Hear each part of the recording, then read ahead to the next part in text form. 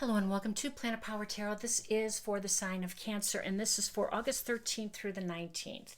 Now, we are just going to get started with an oracle card, and this reading is really going to concentrate on the big news for this week, which of course is the new moon in Leo, August 16th.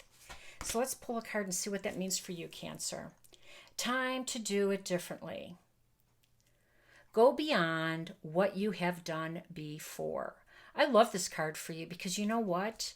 The new moon in Leo, specifically to Leo, asks you to show up and shine your authentic vibration, right?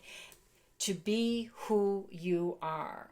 And authenticity is the name of the game here. It should always be, but Leo supports this big time. The sun is all about bold self-expression. So Cancer, I think you have it in you to do that. And it is time to do things differently, which means for you, just show up and be yourself and see what happens. Let's see what other cards we can find out here. Okay, we have the Eight of Swords, the Six of Swords, and we have the Seven of Wands. Okay. And we have the Tower. And we have Seven of Cups. And we have, I'm so glad the Ace of Swords came out here because she represents clarity. And these cards are a little ambiguous at best, for sure. So the universe wants you to show up and do things differently. However, as I mentioned, the new moon in Leo wants you to express yourself, your authentic, true nature, your fun-loving side. And maybe that's what it is for you, Cancer, not to be, we know you're passionate because you are a water sign. You're our cups with emotions and relationships, and you run deep. We know that. And maybe it's time to really kind of embrace Leo's house that they rule, which of course is the more playful house, fun, family, enjoyment. And for you, it's going to be a little bit of an overlap and a little bit of a dual job because this new moon is happening in Leo. And yes, they rule the fifth house of children and playfulness and enjoyment and entertainment and love and romance and passion and all the delightful things. You're going to be concentrating on your value system, your second house, you know, how you're taking stock in your material world. And this financial situation or burden that's got you kind of in a well, this vibration is one of maybe panic, unable to move on, unsure of yourself, not knowing what to do. Seven of Cups for sure. Eight of Swords is just paralyzed with sometimes fear and doubt and just not feeling worthy enough.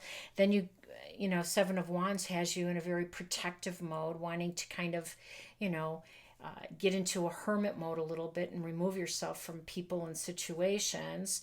And yeah, the Six of Swords wants you to run away sometimes. And honestly, the Seven of Cups is just a little bit of confusion. So it's time to do things differently. And guess what? The universe delivers. You are going to have a Tower moment. The Tower is coming in to remove these doubts, to remove some of these obstacles. And really, these are self-imposed. There's nothing in the environment that is stopping you. In fact, the things in the environment it are promoting you, right?